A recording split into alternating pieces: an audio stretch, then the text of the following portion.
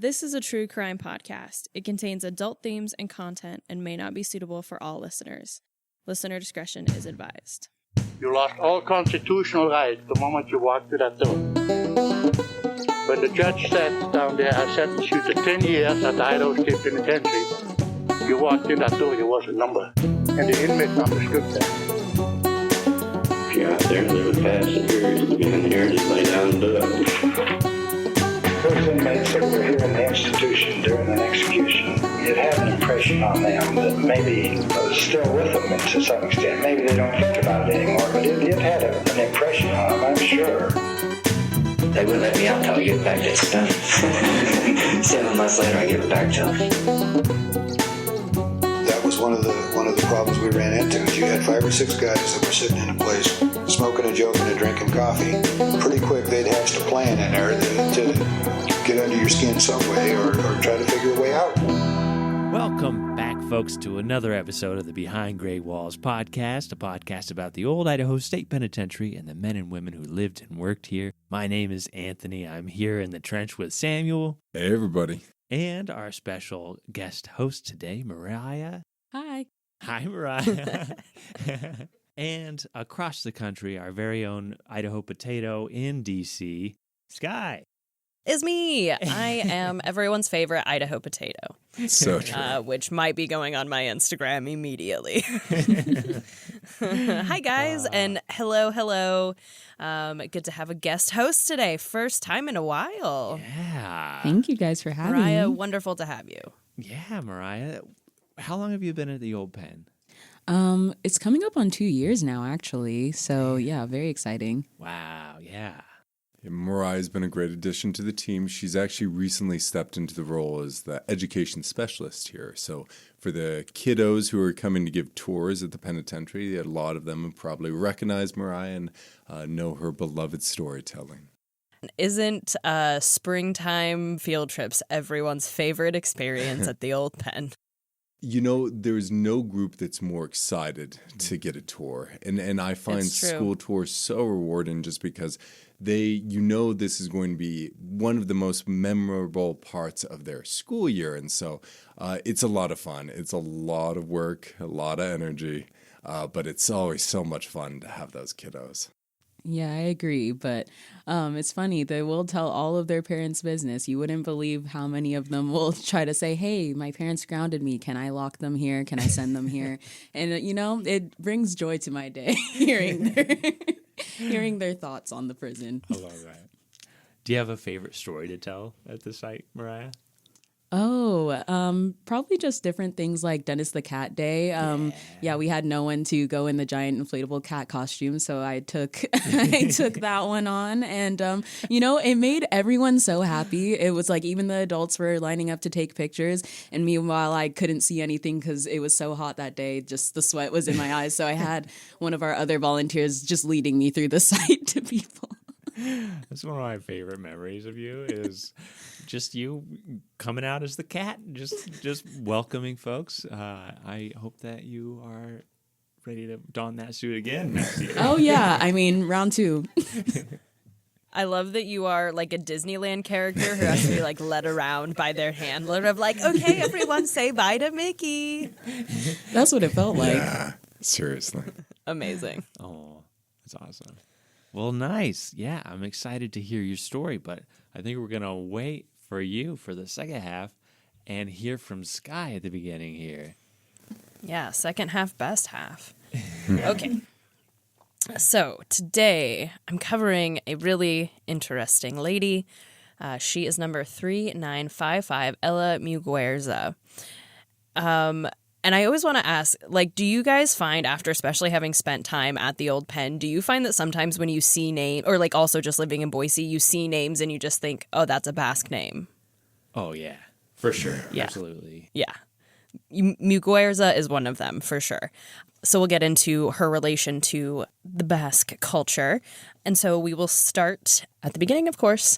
So Ella Muguerza was born Ella Hibbs in Baker City, Oregon on July 8th, 1906. We are birthday twins.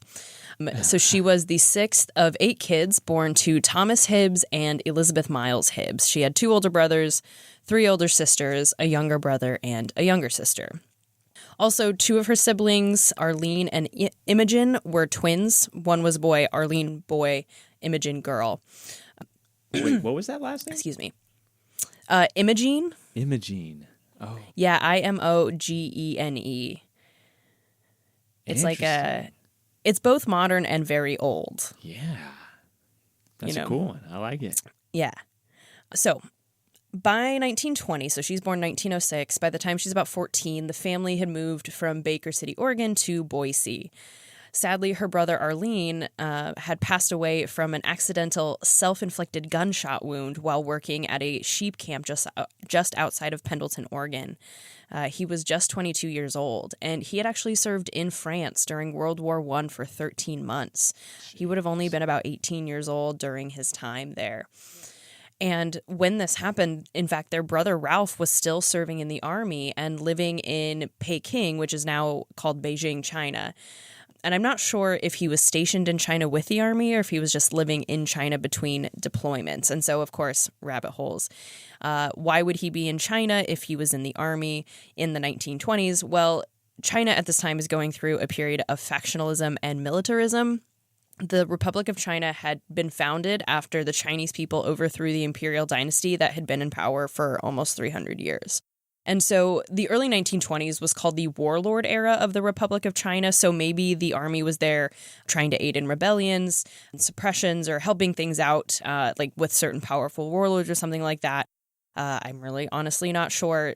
Some of my really big historical gaps are East Asian history generally and Chinese history more specifically, so please forgive me if someone knows better. I would love to know. But anyway, that was kind of just a little rabbit hole. So sadly, one of her brothers died very young. He had served during World War I, and their other brother was still in the army and living in China at that time. But that's really all we know about her childhood. It's not really even her childhood.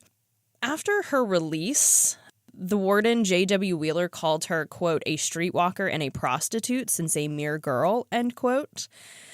And there is no other evidence for this.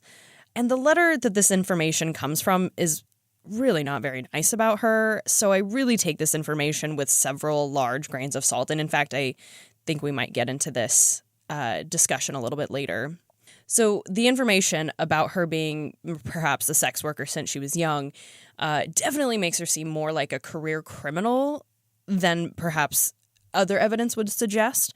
But again, I don't have any evidence to kind of back either of those things up, really. So in September 1923, when she's 17 years old, she married a man named Irving Parker in Boise. Their ages aren't listed on the marriage certificate from Boise. Thankfully, I was able to find that Irving was only about 19, so normal age gap. So because she was only 17 when she got married, her parents, Thomas and Elizabeth, filed a suit in district court to get Ella's marriage annulled. This is about 8 months after the two of them get married. I'm not sure why it took them so long to file for suit, but she was still actually 17 even by the time her marriage was annulled. So kind of an interesting thing there. Clearly, her parents did not want her married. We next find of her is when she applied for a marriage license in June 1925 with a man named Stephen Muguerza from Burley. Now, Stephen Muguerza was born in 1895 in the Basque region of Spain. I'll give you guys one guess what his occupation was. Sheepherder? Exactly. Wow. Okay. Aha. So, according to the 1930 census, he had actually immigrated from Spain in 1915. Not a particularly noteworthy time of like particularly high Basque immigration or anything like that. Ella was just shy of her 19th birthday when she married Stephen, and he'd be about 30.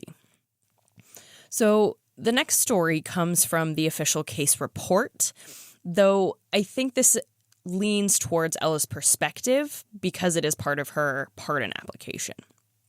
So here is essentially her story of what happens. So the couple live over the Pastime Pool Hall in Burley. No address. I couldn't find what was there now. So apparently Stephen owned the pool hall along with a partner named Adrian Serrata. Owning a pool hall means, perhaps unsurprisingly, that Stephen was gambling and drinking. Ella did not love this, and she asked him to use the money not to gamble and to drink, but to buy her a house instead. He said he'd get her a house when he was, quote, damned good and ready, end quote. The marriage seemed pretty unhappy. They fought a lot, mostly it seems over the house that Ella wanted. At one point, she apparently told him that if he didn't get her out of that, quote, dirty gambling and bootlegging joint, end quote, she'd go back and live with her mother. After this, he repeatedly told her in rather obscene but unknown terms that he'd kill her if she went back to her mother. Jeez. So things finally broke on January 27th, 1926, about 7 months after their marriage. So Ella gets up in the morning. She started making breakfast for herself and for Stephen. He asked her for a clean shirt, and Ella, quote, told him if he would put on the one he had, she would iron him one, end quote. This apparently enraged him, and he said she had gotten, quote, so goddamn lazy, end quote, that she wouldn't keep house properly, and he never had a clean shirt. He then lifted the rug, pulled out a bottle of moonshine, took a swig, and went downstairs. Quote, he came upstairs in a few minutes, lifted the rug, and reached down under the floor, but the witness was not allowed by the court to state further what he did, end quote. So he reached, pulls out the bottle of moonshine, goes downstairs. A few minutes later, he comes back up, lifts the rug, reaches underneath, but apparently, according to the court, Ella was not allowed to say what he had done when he reached in that second time. What's in the crawl space? What? I want to know. I know. Rude. So at noon, after all this, in the morning, Ella's younger sister, I think her younger sister Helen, who her youngest sibling would have been about 7 or 8 at this time, she comes home for lunch. Apparently they didn't have enough food for lunch, so Ella asked Stephen to run down to the store to grab some things. Stephen told Ella to send her sister downstairs to get lunch, but a few minutes later, he sent the sister back upstairs. So Ella says that Stephen asked Ella to send her sister downstairs. And so, Ella, they're arguing back and forth. Why did you send her back up here? You told me not to. No, I told you to send her downstairs, that kind of stuff. So they're arguing. Stephen eventually calls Ella a goddamn liar. Later, he does go to the store, but she says he just drinks through the whole day. So it's just tense. It's super tense. They're fighting all day long. Ella made dinner, and Stephen's business partner, Adrian, who also lived in the house, he comes up to eat. I think he lived maybe down below. I don't know if in the bar or if they just had a different section for him. Stephen didn't come to dinner until after Adrian had left. So he sits down to eat, and he complains that the food was cold. So she warmed the food up. He then complained that the potatoes were cooked in too much grease, so she drained the potatoes and gave him a new plate. He then complained that the meat was spoiled. She said it wasn't, but then said if it was spoiled, he was the one who got it at the store earlier that day, and couldn't he tell if it was spoiled or not? She got up from the table and told him that if he didn't like it around the house, he could get out because she was tired of all this treatment. Stephen jumped up and yelled, quote, you damn dirty whore, if you don't like it around here, you can get out, end quote. Jeez. So she said she was tired of living in a bootlegging and gambling joint, so she'd get out. So she goes into the bedroom and she starts packing. She heard him get up from the table, and knowing he was angry, she turned to see what he was doing. As she exited the room, she was met by Stephen in the doorway, who had a gun in his hand, and she said he was, quote, white with anger, end quote. Seeing the revolver, she screamed, my God, Steve, what are you going to do? He replied by calling her, quote, a goddamn little whore, and then said, I will kill you before I see you pack up and leave, end quote. Then they did that one number from the musical Chicago, and they both reached for the gun. So, sorry, I had to add that in there. Okay. Oh, that was great. So they struggled together for the gun for about 30 seconds, bumping things off the table as they fought on it, knocking over a chair, and then bang, the gun went off. She said that both of them were holding the gun when it went off, and as far as she could tell, neither one of them had discharged it. But Stephen fell to the floor, the gun along with him. Stephen had been shot in the head, but he was still alive. So Ella immediately ran downstairs to the phone and called the doctor. Smartly, she didn't touch the gun at any point after the shooting, and she stated as soon as the police got there that she had no intention whatsoever of killing him. Now, I will note that in all fairness, authorities do try to interview Stephen after the event, so he does survive, and his story is somewhat nonsensical, so it's really hard to try to parse out what is her memory, and again, not trying to make accusations, perhaps changing to make seem a little bit better. We just can't get his side of the story, really, because most of what he answers is just that he can't remember a lot. There are a lot of times where he'll say that Ella did or said something, XYZ, and then the authorities will ask, and then what did she do? And he'll just say nothing. So he'll say something like, she got up and made dinner, and then they'll say, and then what did she do? And he'll say nothing. And he'll say, and then she got up and she pointed a gun at me. And then what did she do? Oh, nothing. So they can't really get anywhere. I mean, and also, sorry, go ahead. Well, he had been drinking all day, and he just has probably a traumatic brain injury, trauma, probably shock. Like, just for him to even respond in the first place is pretty miraculous. Right. Yeah, totally. I would be curious about how the brain injury affected the memory, because I don't imagine you walk away from getting shot in the head with all of your memories intact. And if he was drinking, that's not going to help. For sure. I wonder if it was more superficial, like facial wound, or, it really did affect his brain. And even then, it's still the moonshine and the shock. Oh, man. Well, I'm really glad you brought that up, because one doctor testified that he had lost, quote, a coffee cup full of brains, end quote, when the bullet skimmed across his head. Oof. That's a description that I don't like. I can picture that now. Yep. Oh, man. Very don't visual. like it. Uneasy. Don't like it. Also, that is a lot of brains. Speaking of, we do have coffee cups available at the gift shop. Brains not included. Yeah. Unless it's one of those like little squishy, Right, I don't know. Don't they have little like gel or like slimy brain things? You should get those. Yikes. That is an insane quote, Skye. That is so, so traumatic, man. Oof. Yeah, and of course, like as we're mentioning, it does have significant long-term impacts. He is partially paralyzed for the rest of his life. It doesn't say in what way, but the doctor did say that he hadn't mentally recovered by the time the trial rolled around. This is a direct quote from the doctor, quote, "He's off, of course," end quote. That's it. So, yeah. He's off? That's it. He's off, of course. Yeah. Like that, what is his problem? He's off, of course. Yeah. Like Jeez. Of course he is. Of course he is. Oh, man. So yes, all that to say, I'm not trying to say like he's trying to hide something or anything like that, but that's why we really only have her side of the story. Yeah. And so of course, this is just a bad situation for everyone involved. Understandably, Ella is arrested. She's charged with assault with intent to commit murder. According to her appeal application, Stephen actually visited her in jail about 2 months after the shooting. So apparently, when the chief of police brought her out of the cell, Stephen immediately grabbed her hand, kissed her, and said, "Hello, honey," as he put his arm around her shoulder. He asked her how long she had been in jail, and she told him it had been 2 months. He asked when she was going to get out, and here is what she testified. And she said, "I told him if the charge was withdrawn, I could get out right away. But I said if it wasn't withdrawn, I would have to stay until the 10th of May. And he told me I needn't worry, that he was going to appear. And it was more his fault that he was shot than it was mine. And he asked if he could come down tomorrow if he could get me out. He wanted me to go with him, and I told him I didn't know. And when they got ready to drive away, he moved over toward Adrian, the business partner, and says, 'Well, get in.' I told him I couldn't go, and then he asked the police chief Mahoney if I couldn't go, and Mahoney said no, I couldn't go. And just as I got ready to drive away, he said he was coming back the next day to take me to Churchill." End quote. And this information was, in fact, corroborated by the chief of police, Mahoney, who heard the whole thing. So basically, she's saying that he comes to visit her. He says, "Hey, can you get out of here tomorrow?" And she says, "Yeah, I can if you withdraw the charges."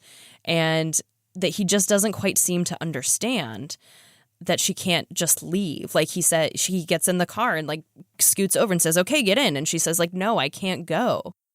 So clearly he's not in his right mind. Mm-hmm. I unfortunately don't have any details about her trial except that Stephen testified in it, but again, given the state of his health, not a very coherent testimony. On June 7th, 1926, a jury returned a verdict of guilty to the lesser charge of assault with a deadly weapon, likely to produce great bodily injury. And in parentheses, I said maybe the longest named crime. So, what is that? 1, 2, 3, 4, 5, 6, 7, 8, 9, 10, 11 words. That's many words. So even though she was found guilty of assault with a deadly weapon, likely to produce great bodily injury, the jury did also recommend leniency because it does seem, for the most part, like an accident. So with this, Judge T. Bailey Lee sentenced Ella Muguerza to 1 to 2 years at the Idaho State Penitentiary. A stay of execution was granted for about 5 days, and the South Idaho Press from Burley reported that Ella's defense team would appeal the case to the state Supreme Court. The case was appealed to the state Supreme Court, but in June 1928, 2 years after her sentencing, the Supreme Court upheld her conviction, and Ella Muguerza entered the Idaho State Penitentiary on June 12, 1928. Number 3955, Ella Muguerza. She is 65 and a half inches tall, so 5'5", almost 5'6". She has gray eyes. She is 21, born in 1907 or 1906. Nativity, Baker City, Oregon. Occupation, hotel worker. Hair, light. Beard, no. Complexion, medium light. Weight, 138 and a half. Build, regular. Race, white. Residence, Boise, and listed as married but separated. Bertillon shows a couple scars and couple scars on her hands and legs, operation scars on her stomach, but not much else. Ella was one of 5 ladies in the women's ward when she entered, including infamous Lyda Southard, who had another 13 years to go on her sentence. And Mary Crumroy was in there as well, though she may not have been in the prison. She may have been over in the hospital in Blackfoot by that point. She was also serving with 20-year-old Margaret Brooks from episode 42, who, as a quick reminder, was in for manslaughter after her baby was found dead next to the train tracks. A really interesting pattern, which I didn't realize until examining this info, that no woman entered in the year 1929 at all. And the only thing that would happen, in fact, in that year 1929 is that Ella left. Like, the year of 1929, absolutely nothing happened in the women's ward, which is kind of interesting. So when she entered the penitentiary, the special prosecutor, S.T. Lowe, did not have a very good opinion of her at all. In his intake survey, he claimed that, quote, she was in a bawdy house before she was married, then married a Basco, and therefore associated with Basco bootleggers, end quote. Yeah. So basically that he's claiming that she was essentially a sex worker before she was married, and then she married a Basque guy who was connected with bootleggers from the Basque Country, from Europe. So to the question about what his opinion of her criminal tendencies were, he said, quote, my judgment is that she is a confirmed criminal with little or no chance for her to reform, end quote. To the question about if the prisoner was a menace to society or someone who made a mistake, he replied, quote, habitual criminal. Her act was no mistake, but sprang from a malignant heart, end quote. And maybe I'm too close to the subject, or maybe I give a huge benefit of the doubt to a lot of our inmates, and especially all I have are government records, but these statements really just don't seem to be true, or if they are true, they're really, really, really harsh. Now, this is the second time that a law enforcement authority has claimed she was a sex worker prior to her marriage, but here's what I'll say about this. There are only 2 sources that ever mention this fact, and these claims are made by 2 men who have authority over this woman and used these claims almost as an insult, as a reason why she must be a criminal. In the documents in which both of these men make this claim, they're not just stating facts, they're really going after her and her moral character. And the last point that just makes me pause and question a little bit, they're not stating facts, they're just sort of going after her, is kind of what gives me pause and just makes me question that interpretation a little bit. I'm not trying to say it isn't true. I'm just curious because this information doesn't seem to match what I seem to learn about her through her other records and through her other behavior. So in the same letter from the warden, who was Ray Wheeler at this time, that said that she was a, quote, streetwalker and prostitute since a mere girl, end quote. He did also say that she caused quite a bit of trouble while she was in the women's ward for writing notes to the trustees and guards.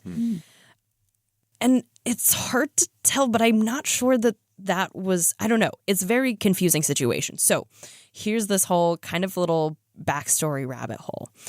So according to the warden, it was even more dramatic than she was just writing notes and passing them on. One of the men, a guard, to whom she'd been writing notes was now dead. Dun, dun, dun. No name given. And that is literally all the more information that the warden writes about that claim. So the implication that he's making is that she is basically the one who led to his death. But I don't think that's compelling evidence.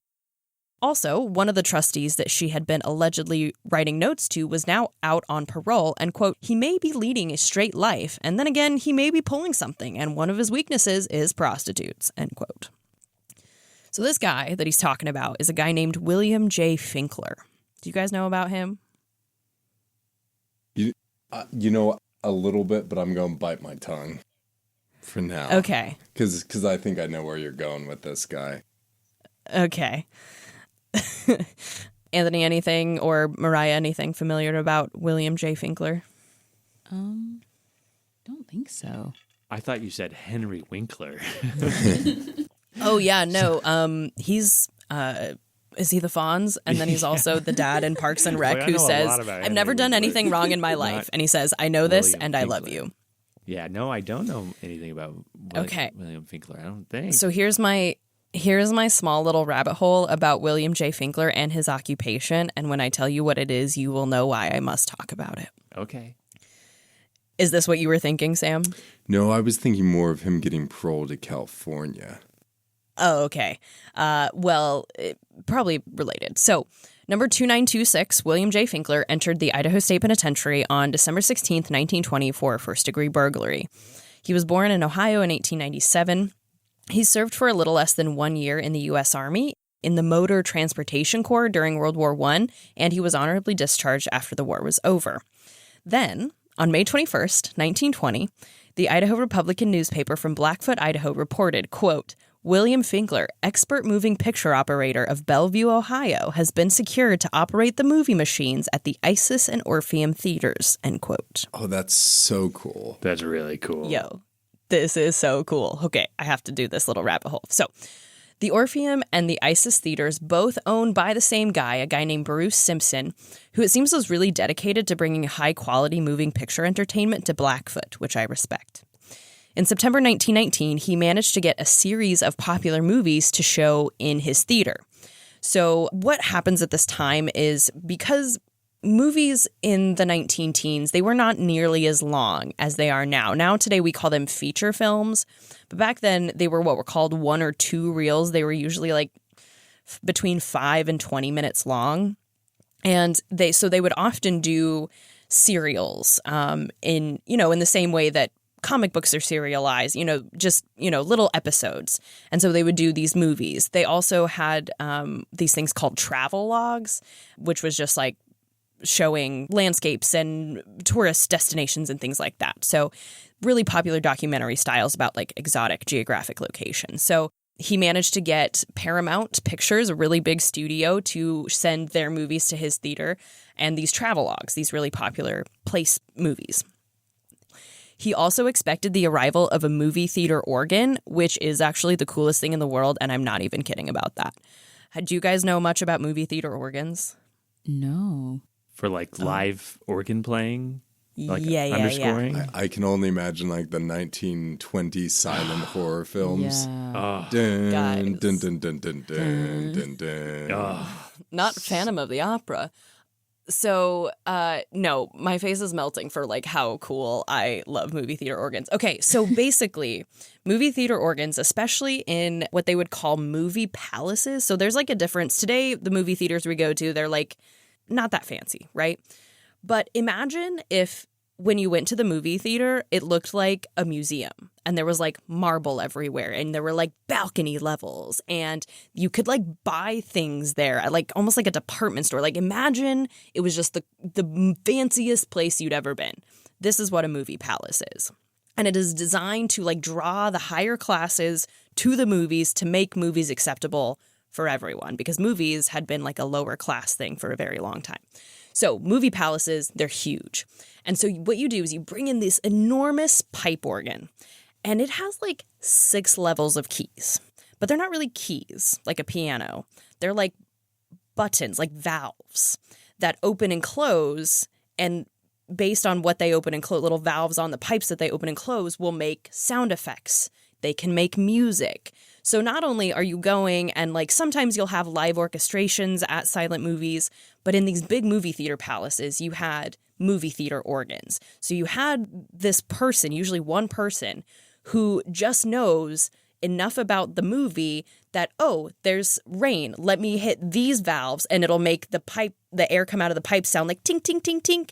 That's how they make the sound effects. And so without a person at a movie theater organ, your movie experience is completely different. Like bringing in an expert movie picture operator is hugely central to having a good time at the movies.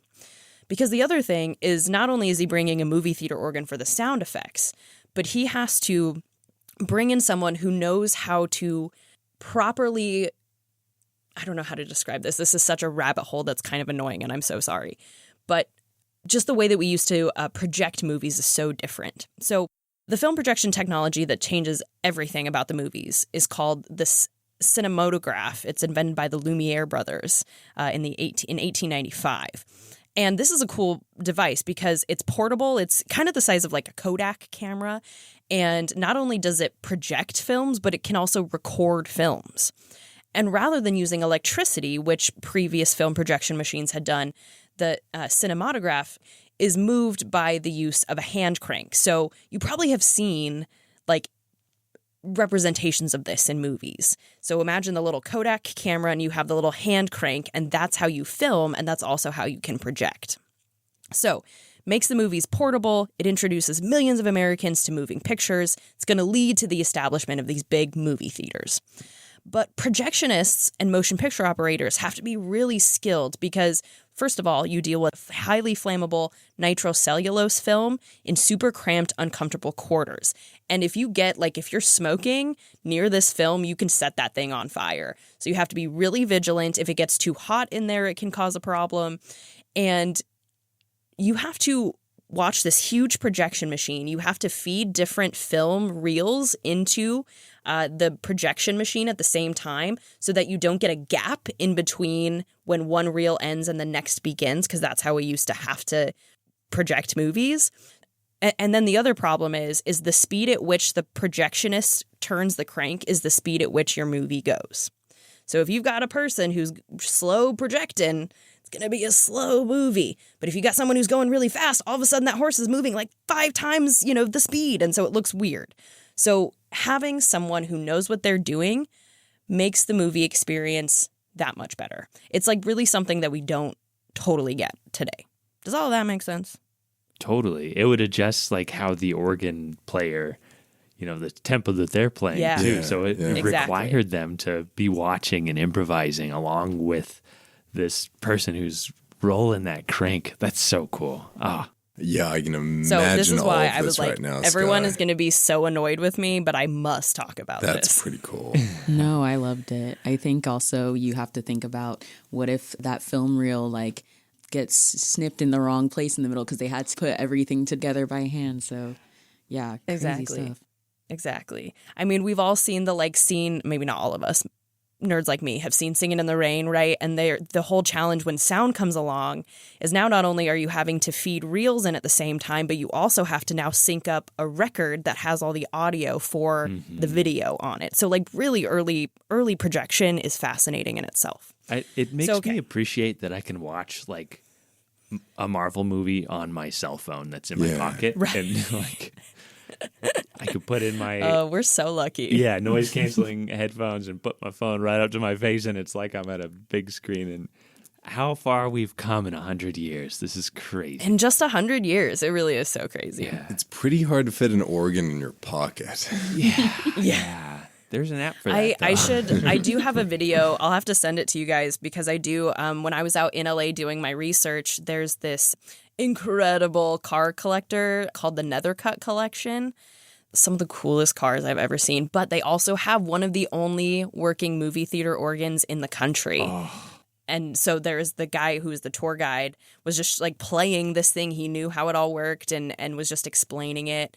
It's the coolest thing. And actually another working movie theater organ is here in DC at the AFI branch that we have that I go to all the time because I'm a nerd. Okay. So all this to say. I've done like live sound scoring for a couple silent films. Yeah. Have you seen the Salvador Dali film? No. At one point. Though I imagine it's insane. Salvador Dali, it's kind of a horror expressionist film, and at one point he there's an eyeball that basically gets like paper cut wide open. It's horror. Yeah, I'm so sorry. I should have warned you of that.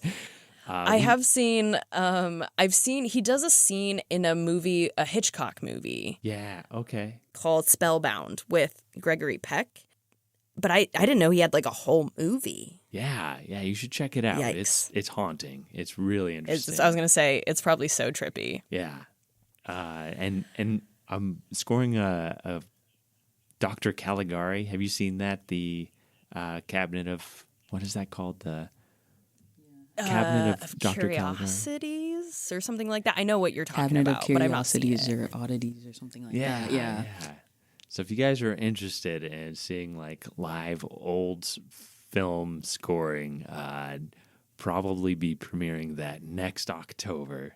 That's cool. And I'm here to tell you that you should. Also, independent of Anthony, I mean, you should absolutely go support Anthony because Anthony is the coolest, such a great musician, the best man, A+ all around. But there is truly nothing like seeing a silent film with a live score. Oh, it's incredible. So cool. It's so cool. It's so cool. Oh, man. Okay, so now that I've gotten all my geekiness out, all this to say, a good projectionist like William Finkler is really probably worth importing if you're trying to up your movie game in town. But in 1922, even despite this like soaring career in front of him, Finkler robbed the Jefferson County National Bank in Rigby, Idaho, with another man named Ernest Sachs, which Sachs and Finkler sounds like a great Midwest department store. Sounds like a law firm. Yeah. So the two of them. Sorry, what? Has your Model T been totaled? Saxon Finkler, here to represent you. Yes. Yeah, exactly. Does your projectionist suck? Call Saxon Finkler. Okay. So the two of them enter the Jefferson County National Bank, locked the two cashiers on duty in the vault with their hands tied up, and scooped up all the gold and currency in sight. The burglar alarm went off, and the two men took off in a getaway car, but abandoned the car near Soda Springs. They tried to hop a train, but were caught in the process. So William Finkler was sentenced to 1 to 14 years at the Idaho State Penitentiary, and indeed, on his intake, his occupation is listed as motion picture operator. And as it turns out, his holdup in Rigby actually violated his parole. He had been in the penitentiary for a burglary he had committed in December 1920 and had already been released on parole in December 1921. And he had been in prison at the same time that Ella was in, where are we at? 1928, I believe is where we're at. So, in fact, weirdly enough, Ella and William are so connected that in weird ways that their sentences were commuted on the same day in July 1929. So even though he was back for violating his parole, eventually his sentence would get commuted and his and Ella's would be commuted on the very same day. And interestingly, the warden, despite the warden's lack of faith in him saying that, he has this weakness for prostitutes, so he must be, hanging out with Ella, the warden actually had to admit that once he got out of prison, William was actually married. But, quote, you might check on him as he knows the Hibbs woman, end quote. And not only does this show a lack of faith in William Finkler, but I also think it shows an intensive lack of faith in Ella as well. To just say that she was this lauded criminal who, would do anything for a buck, basically. And this man who has this weakness, quote unquote, is, must be with her. It makes me feel a little icky. So back to Ella. I'm so sorry about that enormous rabbit hole. So Ella applies for pardon in probably late 1928, early 1929. Oddly, there's no date listed on her application. But in her application for pardon, there were 4 points that her lawyer demanded that she get a pardon. So first, he claims that there is serious doubt as to the guilt of Ella because the only people who were eyewitnesses to the crime were Ella and Stephen.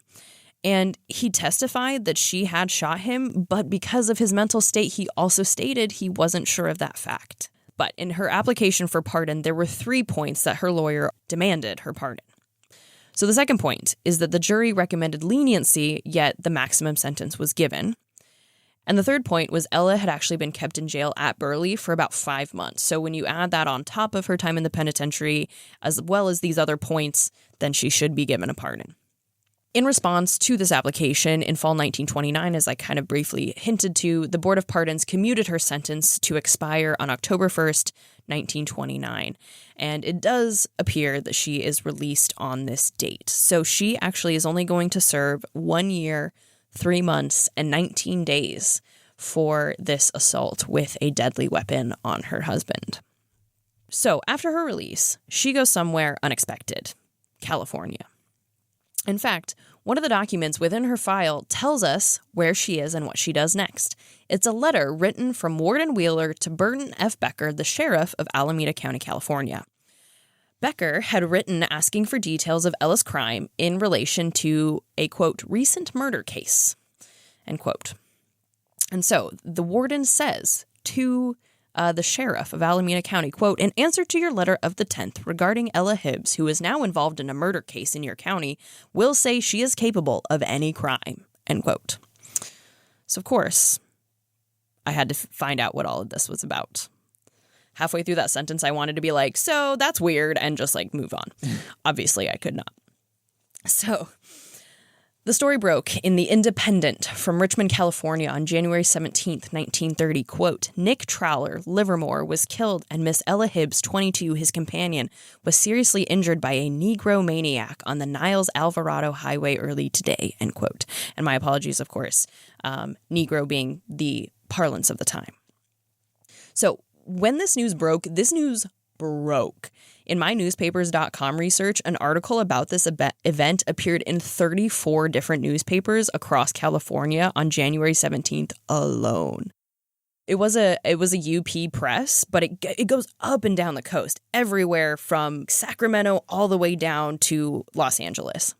According to the article, Ella kind of struggled to give a straight story, but eventually she was able to give what authorities and journalists believed was the true story. And so the Oakland Tribune reported the entire story this way.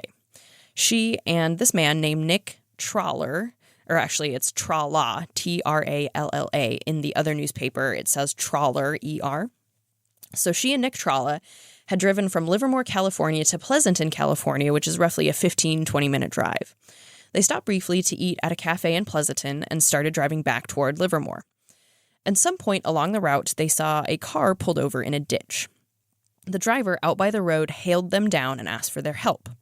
Apparently, Nick had a chain in his car, so he attached the chain to the front bumper to try to pull it out. When it didn't work, the car's driver asked for a ride into town. Nick agreed. Nick is driving. This other car driver gets in the front seat, and Ella sits in the back. As they neared Livermore, suddenly the driver expressed that he wanted to go to Oakland, but that was in the exact opposite direction that they had just driven, and so the driver asked Nick how much he would charge to drive back out there. But Nick said he couldn't drive out there because he had broken apart in his car, and that would make that journey impossible. But suddenly, Ella says, Nick was turning the car around and heading back toward Oakland. She couldn't tell exactly what happened because she was in the back seat, but she thinks that this driver must have stuck a gun in Nick's ribs to get him to do what he wanted. She says they then drove aimlessly around for hours, nobody really saying anything, and Ella was frozen in fear in the back seat the whole time. Finally, at 4 o'clock in the morning, and they had started driving at 10:30 p.m., the man ordered Nick to pull over and demanded money. When Nick said he didn't have any money, the man growled, "I've got a good mind to shoot you." The man then raised his fist and punched Nick in the head or maybe the face twice, knocking him out. The man turned back to Ella and said if she did what he told her to, he would let Nick live. He pulled a nickel-plated revolver out of his coat, holding on to the barrel of the gun, and hit Ella on the head with the butt of the gun, all but knocking her out. Though Ella was conscious, she played dead, which may have saved her life. With her out of the way, this other man began to drag Nick from the car and threw him over a fence into the field next to the road. Jeez. After he had been unceremoniously dumped in this field, Nick woke up and he started to run away from the fence, screaming for help. This attacker, quickly caught up to Nick and beat Nick to death, maybe even strangling him in the process. The man returned to the car, hit Ella over the head one more time, apparently for good measure, pulled her out of the car, dumped her in the ditch next to the road, and drove away. Ella waited a few more minutes to make sure that he was gone, and then she got up and began to run down the highway to get any help at all. About half a mile down the road, she stumbled upon the home of rancher Joseph Nesbitt, where he called the police for her. Whew. So, what do you guys think? That's brutal. Oh my gosh. Wild. Yeah. I know this sounds silly, but I'm thinking, like, how tall is that fence to, like, throw an unconscious man over it? And then That's a good point. Yeah, you know what I mean? Yeah. I'm like, are they in the car with the Hulk? Like, Yeah. Is it like a really small fence? Yeah. Like, yeah. Yeah, is it just like a wire fence, one of those that's like on the side of the highway kind of thing, or was it like a big fence? Yeah. 4 or 5 foot. it's crazy stuff. Jeez. Yeah. So the next day, January 18th, the Oakland Tribune told the story of the other victims, Nick Trala's family. Nick had a wife, Grace, and a son, Tony, who was about 5 or 6 at the time. In this story, Grace just knew that the relationship between Nick and Ella was purely innocent. Quote, Nick never went around with other women. I know it. I know it because I know him better than anyone else. If anybody tried to gossip about him or any of the waitresses in the places where he worked as a chef, he would be half laughing at the absurdity, half angry, and he always came right home and told me about it. He used to tell me that nobody need ever try to make out that he wanted anybody else but me. We hadn't much money, but we had happiness and faith in each other. He is dead, but that faith still stands. Death and the mystery that is harder to bear than mere death cannot touch it, end quote. As far as I can tell, her assertions that the relationship was innocent seems to be true. It does seem that the reason that Nick and Ella were driving together was absolutely nothing untoward. So this is what Ella says about it. Quote, Nick was kind to everyone, always going out of his way to do anyone a favor. It was kindness to me, a bare acquaintance that led him, tired as he was after a day's work, to drive me to Pleasanton, where I wanted to apply for a job. Kindness took him out on the road that night, and kindness to a stranger who asked for help brought him to his death. It was because he had been good to me that I did everything a woman can do to try to save his life, but it wasn't enough. It was the most horrible experience that any girl could go through and live. But I want his wife to know that I tried to save him and that there's nothing behind our ride together except kindness of his heart, end quote. Ella also said that he and her sister had met at a public employment office in Oakland where he was looking for 2 waitresses for a restaurant at Livermore. But when they got to Livermore, one had already been taken, so her older sister took the remaining one. So a few days later, Nick told Ella about a position at a cafe in Pleasanton, so he offers to drive her out there to see if it was still available and if it was something that she would like. So on their way back, they had originally stopped the car for engine trouble, which is when Nick had learned that there was a part of his car that had burned out. So in this version of the story, the 2 hadn't stopped to help the man on the side of the road, but while they were fixing their own car problems, a man knocked on a window to see if he could get their help getting his car out of a ditch. So rather than coming upon them, in this version, they were already pulled over, and he comes over and says, hey, I need help. Apparently, according to these details, Nick didn't have a chain to pull the car out, but still went to see if he could help the man. And that's when then the man asked for the ride, and the rest of the details remained the same. Other than Ella did say that she had tried to hit the man with a hammer before he hit her, but she wasn't really sure, quote, my blow really got home, end quote. She's saying, I tried to hit him before he hit me, but I couldn't really hit him. So she said that she didn't think he necessarily meant to kill them, but he was, quote, crazy with rage because Nick tried to resist and call for help, end quote. She then says the man lifted Nick out of the car in his arms and flung him over the fence, at which time Nick tried to run away. The man ran after him and, quote, hit him again and again. Nick's cries grew fainter. The sound of the last blow was so sharp and loud, I think it may have been a shot. I heard a sound like strangling when Nick was forced face down into the water, end quote.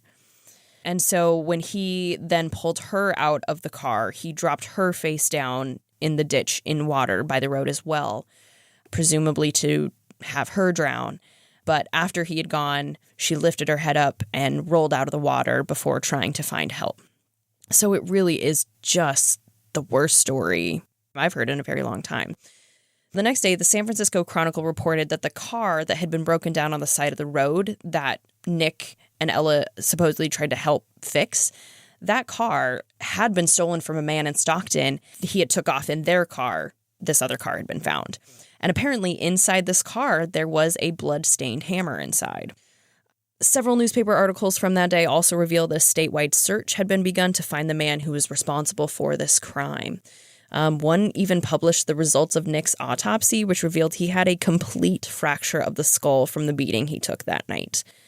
Most of these articles, too, said that Ella's condition was critical, and many claimed that she may not survive the attack either. A later article would say she had 6 head wounds that needed closing with stitches.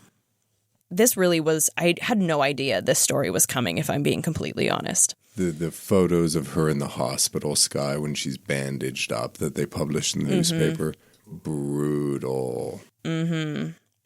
The next day, January 19th, the newspapers announced that the first suspect in the crime had been arrested.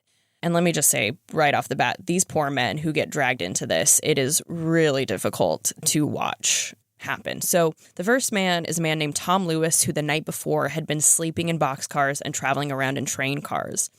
In an article from the Oakland Tribune, it was revealed that a constable within the Alameda County Police Department had returned the stolen vehicle. Oh, this is crazy. Okay, Tom Lewis, they arrested. In this article from the Oakland Tribune, it was revealed that a constable within the Alameda County Police Department took the stolen vehicle, that the one that he had fled that he said needed help with, the one that he had stolen from Stockton. Apparently, this Alameda County police officer looks at the stolen vehicle and says, oh, well, we have it in our system. The guy must want it back. So he gives this car back to the guy whose car it was in Stockton without the car ever being examined for potential evidence. Wow. The constable said, quote, when I found the abandoned car and saw its Stockton registration, I telephoned Stockton and found it had been stolen from a dentist, Dr. T. Hayashi, shortly before midnight Thursday night. I called the owner. He asked me to have the car towed out of the ditch and returned to him. I did so. It certainly was not my duty in the absence of other knowledge to report this matter to the sheriff, end quote. And in my notes, I said, honestly, I beg to differ that it was not his duty to verify that he was allowed to give the car back before he gave the car back. The car hadn't even been dusted for fingerprints, so the sheriff's deputies went out to Stockton to see if they could get any usable prints, but by then the car had been handled by way too many people and they weren't able to get any good evidence this way. They apparently were able to get some fingerprints on the bloody hammer that they had found in the car, but everything else was pretty fruitless. Tom Lewis, as well as one other man who had been arrested named Bert Enochs, were quickly brought before Ella to verify their identities, and she said neither of these men were her assailant. Over the next few days, the case didn't really move along at a very fast clip. The biggest developments were various men arrested for allegedly meeting the description that Ella gave of the killer, which, of course, was incredibly vague. The Merced Sun-Star reported that by January 21st, the police had already brought Ella 3 potential suspects that she confirmed were not the attacker. And Sam, you'll appreciate this. One of them was a man named Albert Campbell, alias Blackie Alfred, alias Benny Red Ledford, alias Al Ledford, who was a pugilist, a heavyweight boxer. Whoa. And sure enough, yeah, there are several newspaper articles from the state of California that briefly mention Al Ledford by that name.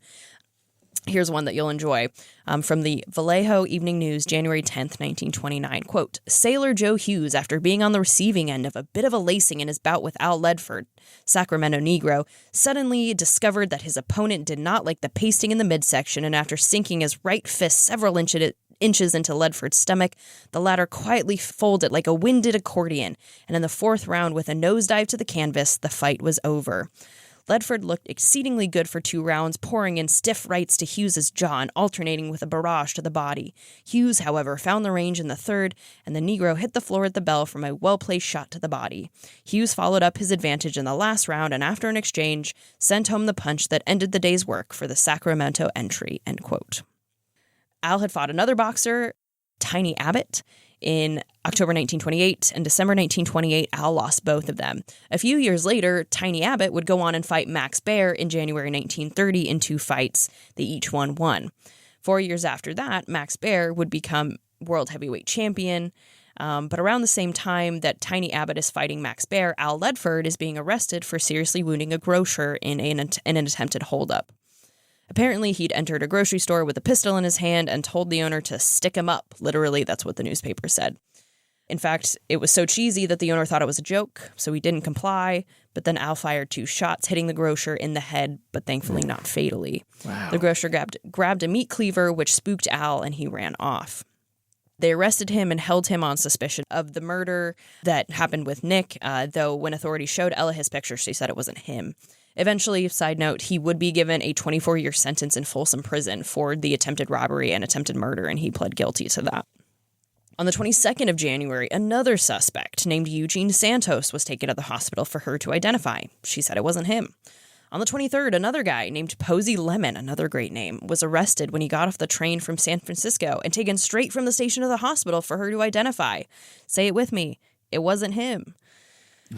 By the 26th, 7 men had been arrested on suspicion, and none of them were the man who did this. On the 27th, police went back to the crime scene and found a blood-stained file near where Nick had died. That next day, the Oakland Tribune reported some potentially vital evidence had been stolen. Like the police. This is a joke. So the police admitted they were missing a brown overcoat, size 36 or 38, a brown soft hat belonging to Nick, a toe chain, and a pair of black low shoes with straps, metal buckles, and medium heels, which were Ella's. The deputy sheriff, Jack Collier, said, quote, "The coat and other articles were seen in the abandoned car, Nick's car, which the attacker had eventually abandoned at 7 a.m. Before the police arrived to take charge of the machine, they had disappeared, and we believe some resident of the neighborhood took them." End quote. I always love calling a car a machine as well. Then on the 29th, the newspapers announced that Ella had been moved from the hospital where she had been for 10 days to the county jail. But don't worry, it was just so they could, quote, locate her should they want her in a hurry, end quote. Though Sheriff Collier did admit that there were a few things she'd said that were, quote unquote, vague, so he did want to interview her again, but she wasn't being held in jail for criminal reasons. Then, the Oakland Tribune reported on January 31st, 1930, that a local woman named Mrs. D.S. Loveland had been bound, gagged, assaulted, and robbed by a quote-unquote Negro in her own home. He had forced his way into her home after he knocked on her door at 10 a.m. and asked for coffee and something to eat. He had tied her to the table during the attack and had bound her in a way so that every time she struggled to escape the ropes, they got tighter and dug into her flesh. Police thought that this attacker must be connected to Nick and Ella's case, but it was determined quickly that they were not connected. So there is just so much going on revolving around this case and people thinking that these cases are involved when they're not. And the police are clearly having trouble finding any leads on this. There were no specific details Ella gave or really any evidence to help them find anyone. At one point, they even took her back to the spot on the road where it happened to see if they could jog her memory and recall any events. But understandably, she couldn't because they took her back to a place that undoubtedly was very traumatic. Finally, the news broke. Ella had positively identified a suspect on February 12th, almost a month after the attack. The police had brought in a picture of a man named Jesse Anderson, a cotton picker from Fresno. Ella exclaimed, "My God, it's him!" And then she fainted. According to the Oakland Tribune, on February 13th, authorities had been scouring the Cotton District in Fresno County for suspects because of a detail in Ella's statement, which was, quote, "He told Nick and I he was a cotton picker from Fresno and on his way here to visit relatives," end quote. The sheriff deputies Jack Collier and J.L. Davis visited a town called Firebaugh, but didn't find anyone that they suspected. Apparently, they'd heard of a certain cotton picker who'd been, quote-unquote, drunk all the time since the day of the murder. So the police then leave their suspect description and instructions with the local police chief, and then they go back home. Apparently, within 12 hours, the Firebaugh police had arrested Jesse Anderson. They photographed him and sent the man over for Ella to identify. Jesse Anderson claimed that he was working, quote, for a man named Craig in Bakersfield at the time of the murder and hadn't been in Oakland for at least 6 months. But Ella insisted, quote, I could not be mistaken. It would be impossible for me to forget that face, end quote. The Merced Sun-Star then reported a day after his arrest, a manager of the McKittrick Ranch 12 miles south of Bakersfield named Charles or maybe Carl Court had a man named Anderson who had been working for him on January 17th, the day of the murder, and hadn't left the ranch until February 3rd. The sheriffs also found a suitcase at Anderson's boarding house that had 2 suits, a cap, necktie, shirt, and an overcoat. One of the coats had several blood stains, and allegedly in the pocket of one of the suits was a piece of paper on which the word murder, spelled MERDEAR, was written. Also, apparently records of the boarding house showed that a Jesse Anderson had checked in on January 18th, the day after the murder. But on February 16th, the Fresno Morning Republican reported that Jesse's alibi had indeed been verified by his employer, C.B. Colt. When police showed Colt a picture of Jesse, he said, quote, that's Jess all right, no mistake about it. He couldn't have been in Alameda County in January of this year, for he was right here at the McKittrick Ranch, end quote. An examination of the ranch books confirmed that Jesse had been on the ranch picking cotton on the day of the murder. Several people who worked with Jesse and remembered seeing him picking cotton on the day all vouched for him and his character, so there really was no doubt. It could not have been him.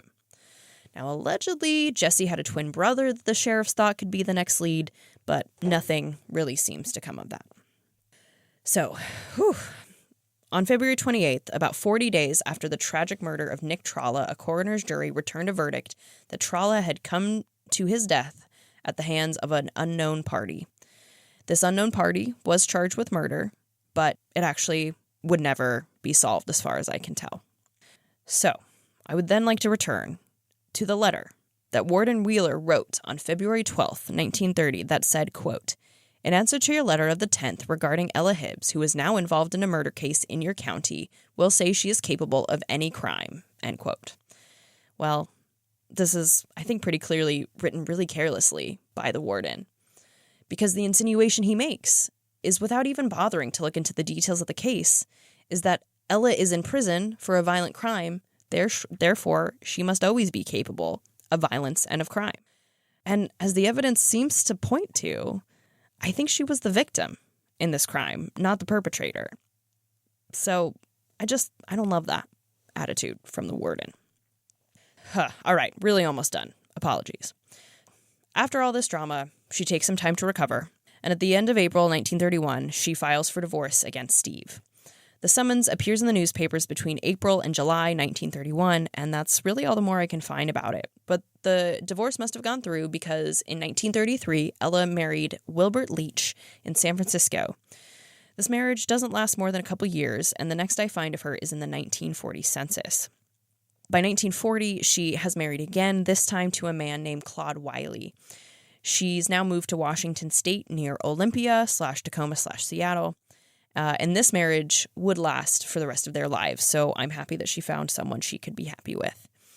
Claude sadly died in 1970 from congestive heart failure, and Ella herself died 16 years later on February 14th, 1986. She was 79 years old at the time of her death. And the two of them are both buried in the Oak Ridge Hill Cemetery in Tacoma, Washington. So, real quickly, my sources: inmate file from the Idaho State Archives, Ancestry.com records, Newspaper.com records, Basque Americans at the Smithsonian Folklife Festival website, an article called Desperately Seeking Projectionists Part 1 on the website peterboromoviehistory.org, which is a very specific website about the history of moviegoing in Peterborough, Ontario, which I find interesting. Might be Peterburg. A blog post from lightform.com called The History of Projection Technology, Tiny Abbott profile on boxrec.com, and then just very quick details on the Republic of China, 1912 to 1929, the warlord era, and projectionist from Wikipedia. Apologies, but that is Ella Muguerza. Nice. What a traumatic bit of life right there. Yeah. She had to experience. Wow. Violent episode. Yeah. Well, my apologies. That is enough from me. Such an intense episode, which I honestly forgot until I read it just now. Well, nice, Skye. I would love to hear what Mariah has.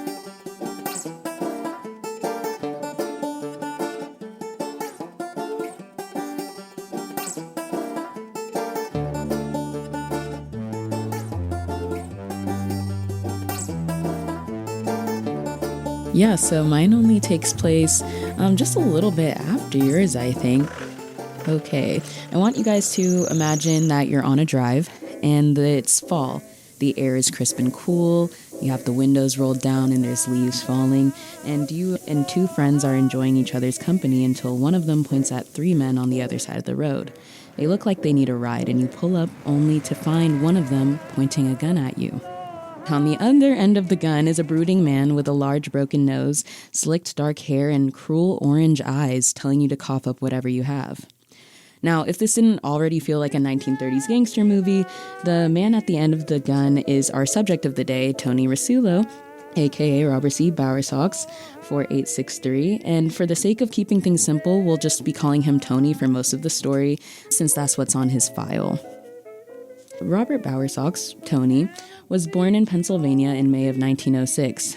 Not much is documented about his early life, as he was neither born to extraordinary circumstances nor great means. His parents, Robert and Mary, separated by the time he turned 12 years old, and that's when he began to work to help support the family. Separation might have been a safer option in Mary's case. It may have helped her save face during a time where being divorced as a woman was a bit taboo, and also it might have been a financial buoy in case of emergency, as child support would not become a thing until 1975. Tony was a middle child with two older brothers and a younger sister, and I actually found an article about his oldest brother, Andrew, from the Clarion Democrat on July 8, 1922. It states, a sad accident occurred Sunday when Andrew Bowersox, the 17-year-old son of Mr. and Mrs. Bowersox of the South Side, had his leg cut off while trying to jump a freight train, which was passing through town. Yes.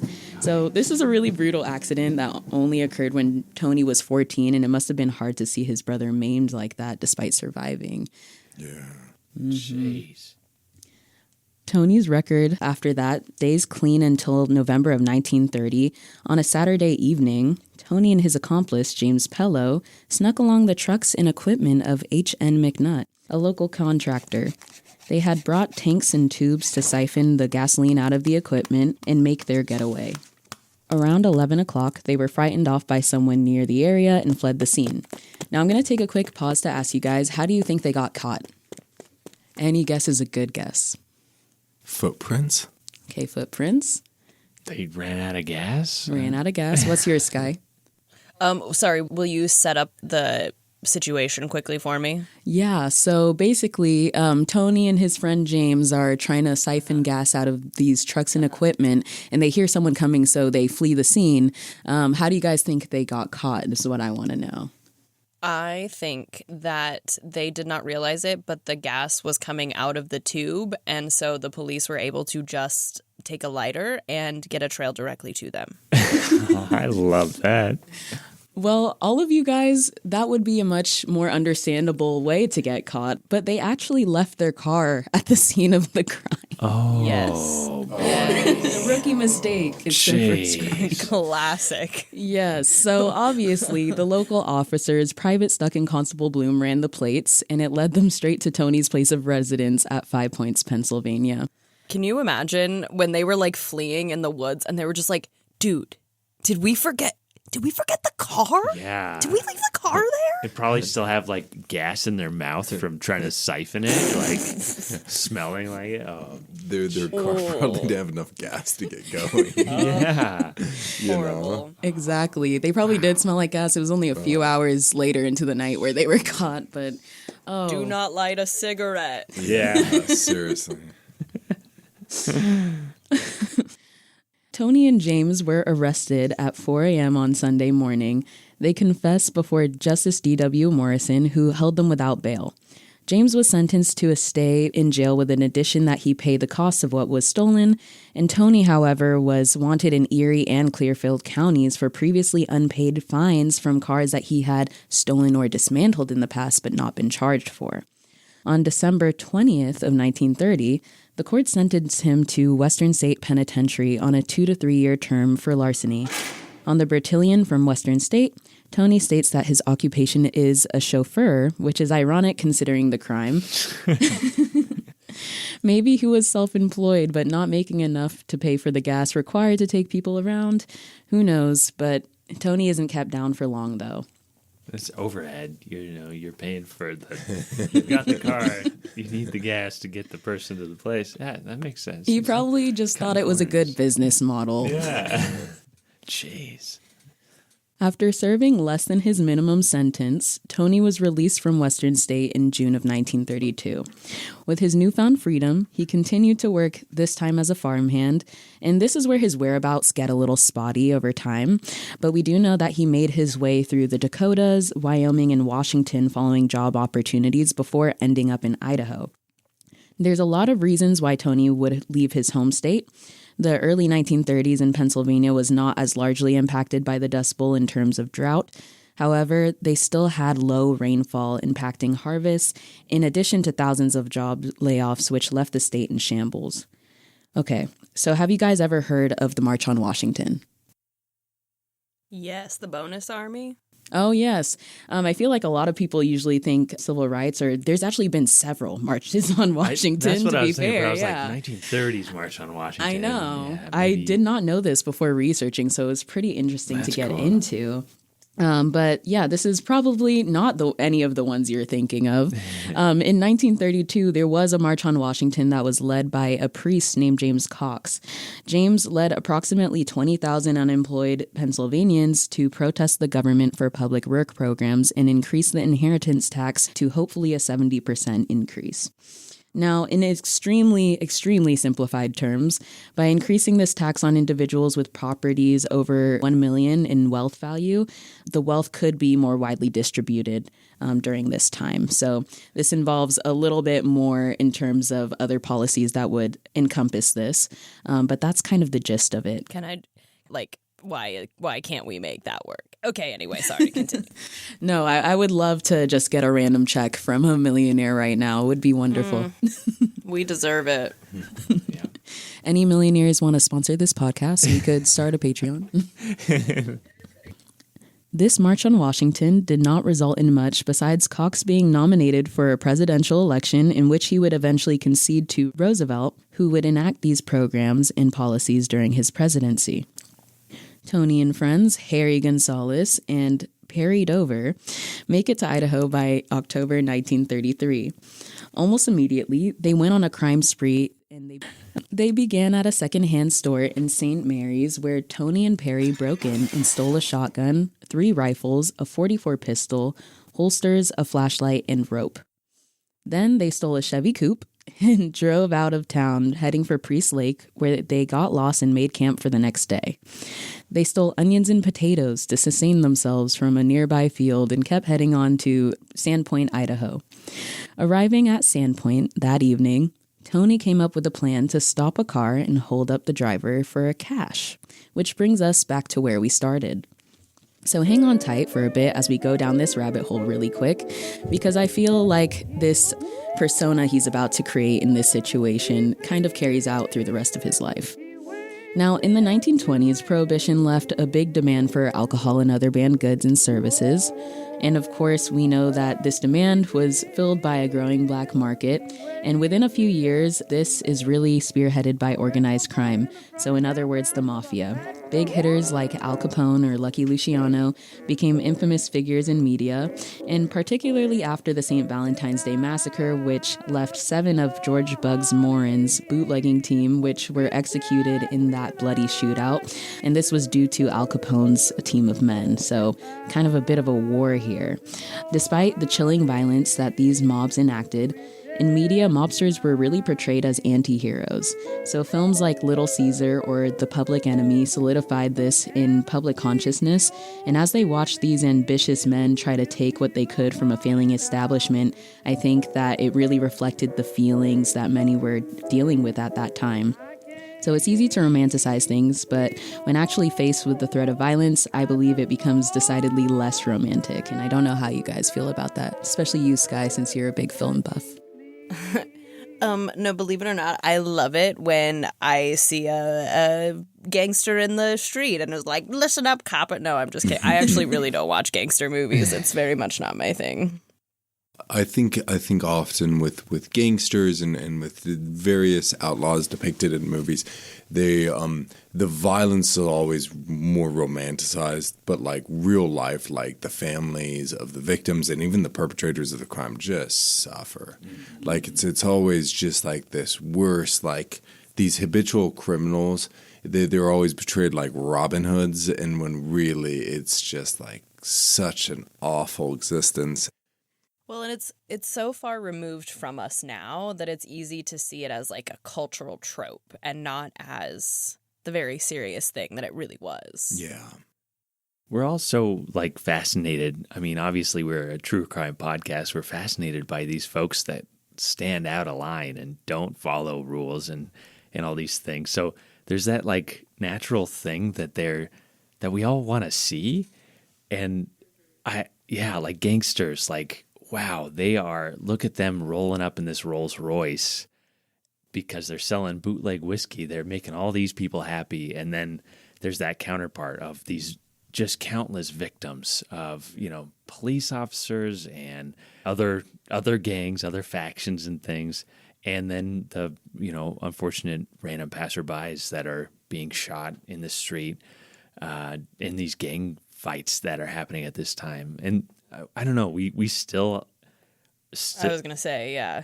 Arguably, it just looks. I mean, think about shows like Narcos. Like we are still fascinated Breaking by Bad, these Sons of Anarchy, Sopranos, like larger than life figures. Yeah, so fascinating, and I think we'll always have that. Like it's why we do this podcast. It's so fascinating looking at these folks that find different avenues and get in trouble. And it's unfortunate that there are so many victims and everything else, but man, so many papers have been written on this thing.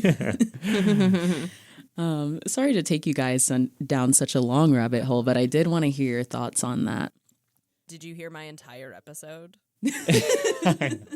What do you mean? That was like a 2-minute rabbit hole. Hey, please adds continue. context. I loved it. Obviously, I loved it.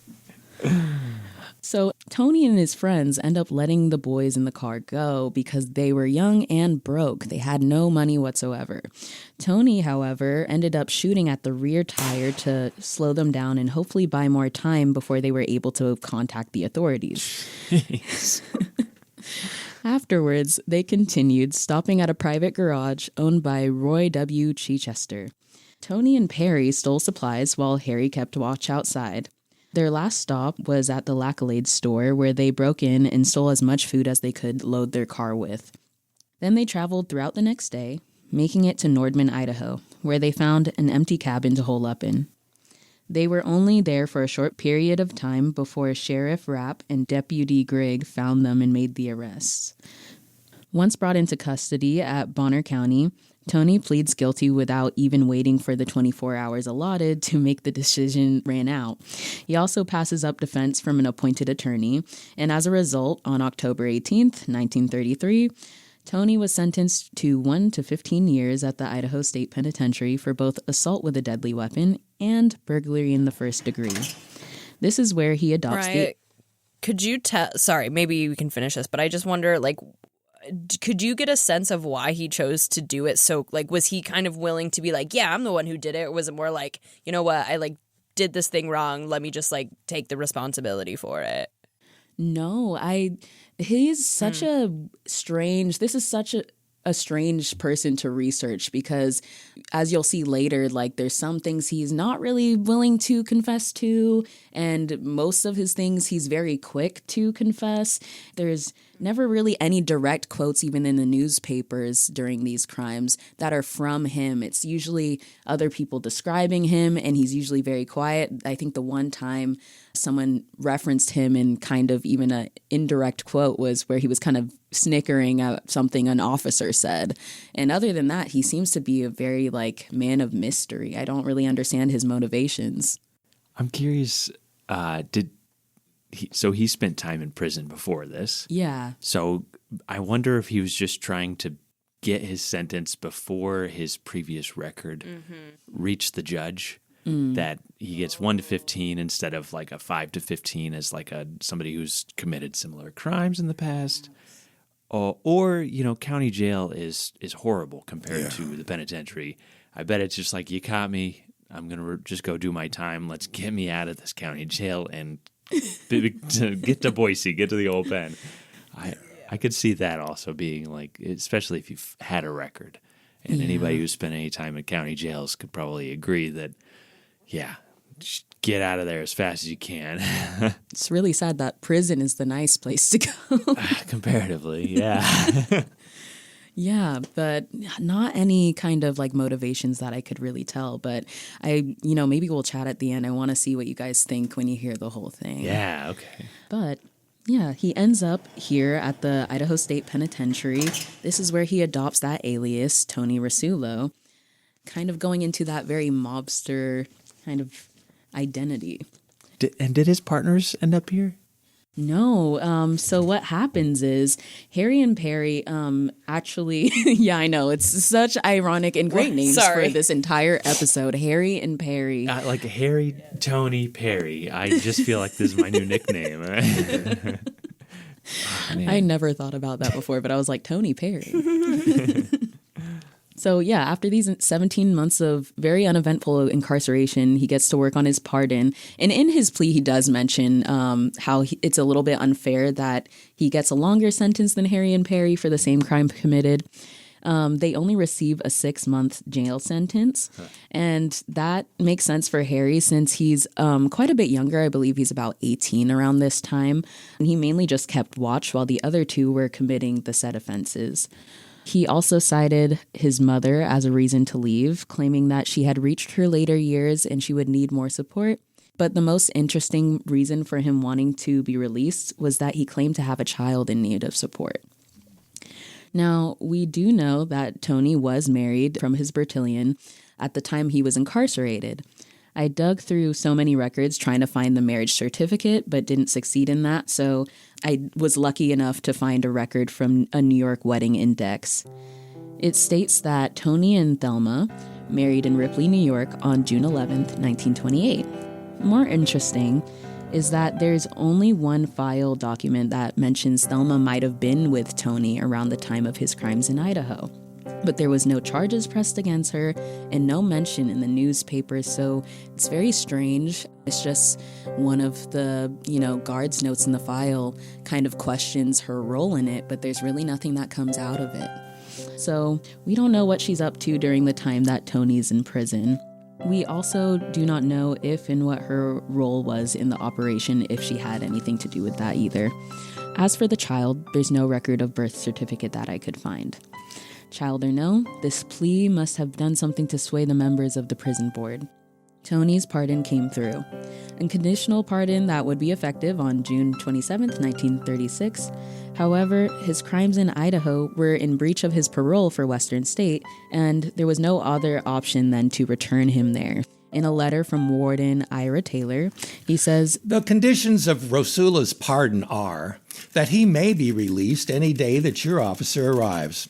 We will not need any advance notice as to probable date of arrival of your agent, as we can release immediately. In the interest of fairness, I am pleased to state that conduct of this subject while here has been very satisfactory. He is a capable and willing worker and has in no way caused us any trouble. Yours very truly, Ira J. Taylor, Warden, Idaho State Penitentiary." The day after his parole began, Tony was picked up by an agent of the state of Pennsylvania, John A. McEwen, and returned to Western State. But it must have been a really short stay because he ends up free and back on the West Coast by 1938. So, yeah, really, really short turnaround. Probably only a couple of months in there and maybe a commuted type of probation stay there. He ends up back here. And on August 31st of that same year, he commits another robbery. Jeez. Yeah, I know. Nothing like third chance, I guess. Of course, we know that he's a fan of having company on his escapades. So he does this with James Oliver Wayne and Wallace Cruz. The names in this are just, wow. Yeah. Armed with a machine gun, or so the papers claimed. It was actually a .30-06 Savage rifle, if I'm saying that correctly. They broke into the home of Otto Schindler in Coos Bay, Oregon, and bound and gagged Otto and his family members. Using the family automobile, they took Otto and his wife to their family-owned pharmacy and demanded that they hand over the money in the safe. The three men took $240 and the car and made their getaway. That's so scary. Like, Yeah. to gag somebody. Oh, man. Can you imagine so being messed up. woken up in the middle of the night? Like, With a savage rifle. Like, seriously, Horrifying. one of my biggest fears. That's so scary. Yeah. yeah. Every time one of my cats jumps down in the other room in the middle of the night, I'll like lurch out of bed because I think someone's breaking in, but no, it's just Bayo. Yeah. That's one thing about this podcast. We've talked about this, just the paranoia of like a home invasion or something like that. Definitely, man. I think it's very interesting the newspapers said machine gun too, because that's also very 1930s movie gangster. So it's just all kind of this tall tale surrounding his life. I don't know. Those savage rifles are huge. Like I wouldn't like you know what I mean? Yeah. Oh man, a Tommy gun too though. Yeah. Like whew. All that Yeah, trench broom. Ooh, yeah. Either way, he was packing heat. So officials arrested Tony and James 4 days after the robbery. Wallace was still on the run for over 2 weeks before the authorities caught up to him. Upon arrest, they found a letter on him, and it was from Tony. It was a plea for Wallace to come back to the Coos County Jail and bust them out. A last-ditch effort for freedom. Jeez. Obviously, this did not work in his favor during trial. Tony pled guilty and ended up receiving a 20-year sentence for assault and robbery while armed with a dangerous weapon. Rightful. Good. Oh my gosh. As you can see, this definitely is one of those habitual criminals, which I remember seeing in his Idaho prison files. So, ooh, unfortunate. It just keeps escalating too. It I feel does. like, holding somebody up in their car and then shooting out their tire, but then like to pound and gag someone and force them to the pharmacy to break into their safe, take their money. Like, oh wow, that just totally changed somebody's life and is so scary. Yeah, oh man, what is this guy capable of? And if we get paranoid from researching this stuff, how paranoid would you be after experiencing it? Oof. Yikes. So 20-year sentence. 20-year sentence, long one. And he pled guilty to it, which I need you guys to remember for later. Okay. Oh no. He was received at the Oregon State Penitentiary on October 7th, 1938. Tony ends up spending just under 14 years there on a commuted sentence and receives parole beginning on July 6, 1952. Now, unfortunately, we don't know what really is up with him in prison during his incarceration, but a lot did happen on the outside in that 14-year span. The year he begins his sentence, the Fair Labor Standards Act is signed, resulting in the first U.S. minimum wage of a whopping 25 cents an hour. Hey. In 1939, Germany invades Poland in the Blitzkrieg, kicking off World War II, and then America eventually takes arms in 1941. A few years later, the entire world is shocked by the bombing of Hiroshima and Nagasaki, and we enter that nuclear era. After World War II comes to an end, we have that long-standing fight with communism and the Korean War that began in 1950 and ended the year after Tony's parole in 1953. So I know this is a little repetitive because you guys have probably heard this a million times in any history class, but experiencing that and coming out of prison from where, things kind of seem to stand still. You can read the news and what have you, but you're going out into a very different world. Totally new world. It's a changed world. It's a totally different world. Like, yeah, jarring is what it would be. So much history while you're behind bars that's just unfolding in the world. Yeah. And even just like culturally, like our culture is different by that point. Yeah. We've moved, like suburbs are a huge thing. Like there's just a different mindset than there was in the 30s and 40s. It's a mindset of, what's the word I'm looking for? Because they just, like before, during the Depression, during the war, they just didn't have anything. Excess is the word I'm looking for. It's just a excess of riches at this point. But he came from a world where people are literally scrabbling for their lives at some points. Yeah, anyway.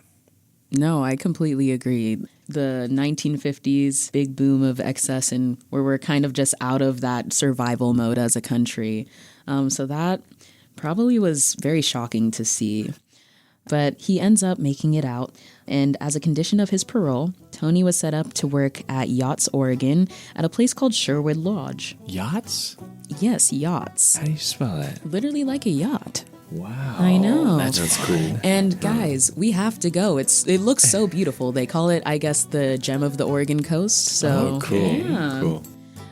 But Sherwood Lodge was a premier stay in Southern Oregon at the time, and it had only been open 3 years prior to Tony's employment. He must not have had much to occupy his time because only 3 days after parole, Tony finds trouble again.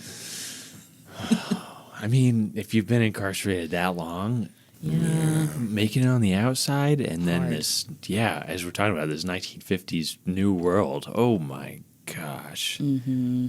Oh man, that's so sad. All right, what'd he do? Gotta know. I know, guys. I'm sorry. On July 9th, 1952, close to 3 a.m., Tony and another recently freed prisoner, Rex C. Barnes, broke into Valley Sporting Goods. The proprietors, Mr. and Mrs. Marvin Shermer, lived in a home adjacent to the shop. Mrs. Shermer was alerted by the alarm and woke her husband up to go assess the situation. Marvin Shermer ran barefoot to the shop with a .25 caliber automatic. Startled, Tony and Rex dashed out towards the highway, with Marvin keeping up the chase. Marvin had to wait for some cars to pass by before firing 4 shots at the men.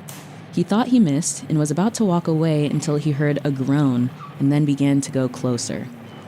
Rex had been shot in the leg. They said it and described it as the meaty part of the leg, whatever that may mean. But it was most likely just a flesh wound that hurt more than the damage that was actually inflicted. Rex claimed they were only after fishing poles, but Shermer claims that there were at least 75 guns held in the shop and seemed convinced that that's what the 2 robbers were after. Rex said, "Go ahead and shoot if you want to." Marvin shot ahead of Rex to call his bluff, and Rex decided that it may be better for him to stay put.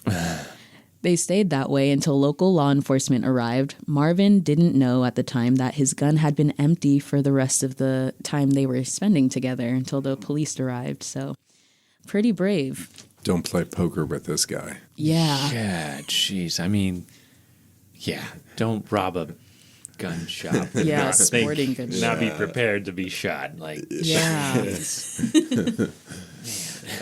That's true.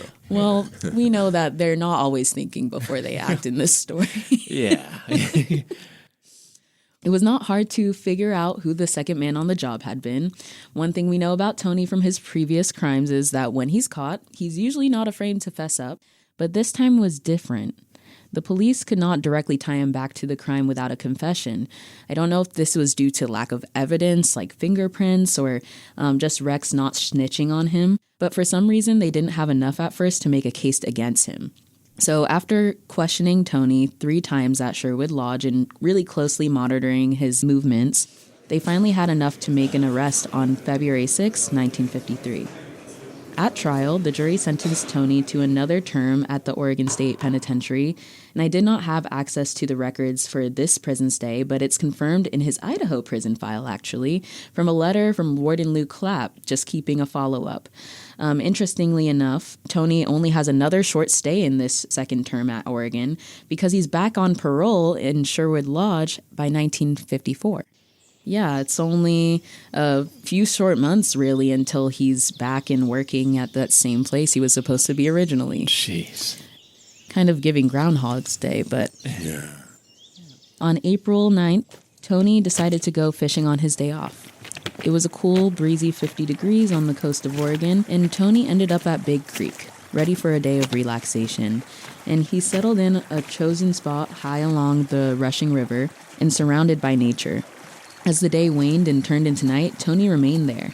And the next day, the proprietor of Sherwood Lodge, Hugh Sherwood, and groundskeeper, Whitey Gardner, went to search for Tony, not knowing whether he had absconded or gotten into trouble. And the search actually lasted 2 weeks before they finally found him. While conducting another search of the area, Hugh and Whitey spotted a body submerged in 4 feet of water. What? What? Yeah. It's not where I thought this was going. I know, Okay. that's not where I thought it was going either. After an autopsy, it was determined that it was in fact Tony as the unidentified man. Due to his head injuries, police suspected foul play, but perhaps old associates had caught up to him or a random attack from someone in the area. After further analysis, they determined that the head injuries and the fracture on the 7th cervical vertebrae were likely from him slipping and falling into the river, colliding with the rocks. Wow. Yeah. Oh. So these injuries are not what killed him, but they did prevent him from escaping his watery grave, or so they say. So he knocked himself out and fell into the water. I think it was more like he fell into the water and hit his head on the rocks and got that fracture on his neck. So during that season in Oregon, like I said, the river's pretty high. It would make sense that if he slipped and fell, it's pretty deep water. Actually, on his death certificate, his cause of death is stated as asphyxia due to drowning. And so just couldn't breathe. So yeah, that was actually pretty sad despite everything to find out. Yikes, yeah, wow. One of those freak accidents of life. But yeah, since no relatives could be found or contacted, Tony ended up being held one final time. Not in a cell, but at the Davidson Riverside Chapel. A service was held there in hopes that someone dear to him might show up before he was buried, but no one came. Any thoughts? Yeah. Wow. Yeah, well, guys, that's not the end of the story, actually. Oh, boy. Uh-huh. Don't worry, it's nothing crazy, but there's one last mystery that only became clear after Tony's death. In October of 1957, 3 years later, our prison received a letter inquiring about him and his whereabouts. Before I continue, who do you guys think sent it?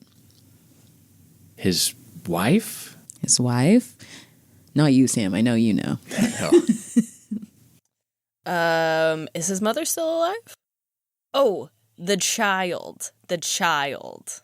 Ding, ding. Winner, winner, chicken dinner. So,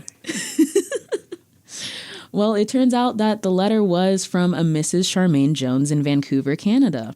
In the letter, Charmaine explains how she had lost contact with both of her parents when she was very young. Only after the passing of her aunt did she obtain letters and 3 handkerchiefs that had been kept from her, all from her father while he was incarcerated. On recalling Tony, Charmaine says, I may say this, although I was very young. I remember my dad, and I carry the memories as very pleasant ones. I don't care what he's done. He's still my father, and I want very much to locate him if at all possible. I want him to know that he has grandchildren and a fine son-in-law and a still loving daughter. Therefore, if you would be so kind as to write me, even though I can realize you must be a very busy man, I'd appreciate it more than you will ever know. This made me so sad when I finally pieced the whole story together. Oh, yeah. Oh my gosh. Oh my gosh, wow. Did the warden respond or anything? Yeah, so we only know he stayed in Oregon from Lou Clapp. He was writing her a letter back, and as far as he knew, the last he had heard, he was incarcerated in the Oregon State Penitentiary. So he kind of wished her good luck with that. and seemed very, obviously apologetic, as our good man Lou was. But yeah, didn't know about the actual situation, I think. And I can only imagine how tough it might have been for when she maybe eventually found out. Yeah. Mm-hmm. Oh, my gosh. And she may not have at that time. Yeah. Because then they would have contacted Oregon authorities. Hopefully, maybe she reached out to Oregon authorities. So maybe in that file that you couldn't access, there's a letter in there, and maybe she found out that he was last released on parole or something. And wow, this podcast episode could be going to the family, and this could, finally seal what happened to Tony. Yeah, no, if that is the case, I really hope that it brings some kind of peace of mind or maybe closure, because that is such a sad thing, not knowing. Yeah. Yeah. I know what you all may be thinking. What about the birth certificate? Well, there was still no evidence of that anywhere, but a lot of digging on Ancestry brought me to a census from New York in 1940, so checked back where they had their wedding registry, essentially. And Charmaine was actually raised by her maternal aunt and uncle, the Scotts. She had little to no knowledge about her parents' whereabouts due to her aunt and uncle trying to protect her. It seems that she was aware that Tony was incarcerated, but the details about the crime were a little fudged. She said that she believed that Tony's crime was stealing a boat of some sort.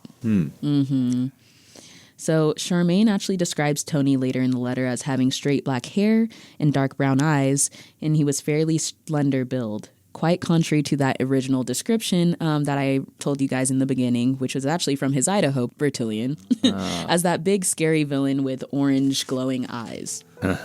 To Charmaine, he was not this makeshift mobster that everyone had made him out to be. He was just a man. He was just her father. And sorry to conclude with such a bittersweet ending, but that's our story of Tony Rasulo, a.k.a. Robert Bowersox. And the sources that I used to help research this story are explorehistory.com, PBS The American Experience, Baylor School Library Resources, themobmuseum.org, the British Film Institute, Ghosts of 1932, The Lost History of Estate and Gift Taxation, Ancestry.com, Newspapers.com, and a special thanks to the Oregon State Archives, and of course, the Idaho State Archives. Wow, Mariah, great job for your first amazing guest appearance. What a good story. Oh my gosh. Not the ending I was expecting. Me either. Yeah. That's history, though, I guess. Really. Took a lot of twists and turns for sure. Definitely.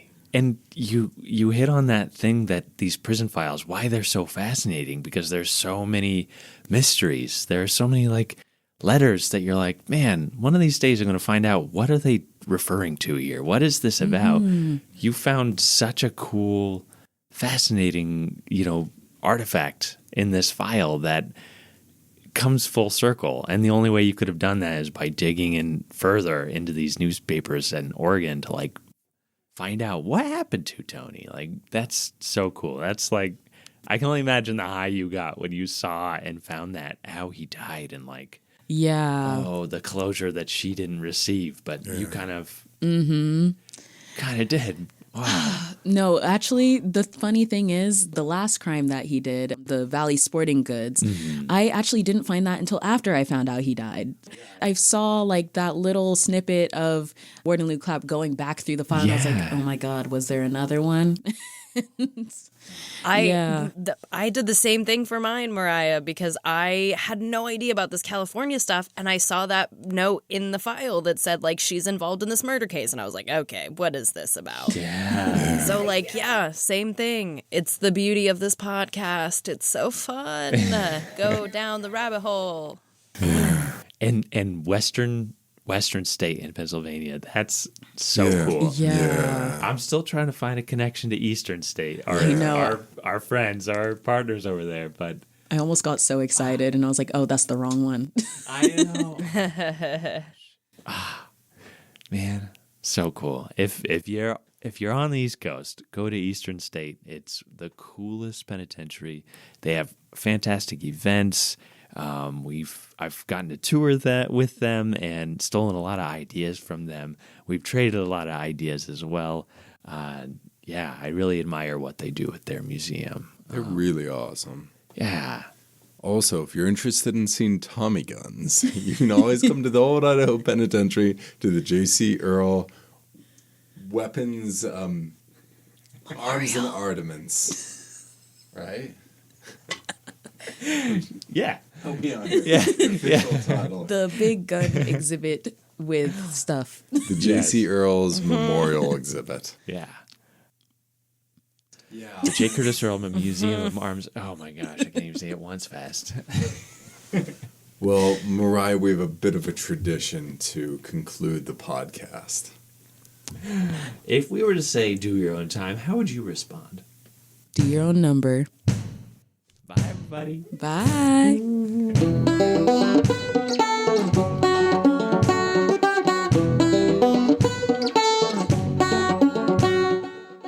If you enjoyed Behind Gray Walls, please rate, review, and subscribe so others can find our podcast.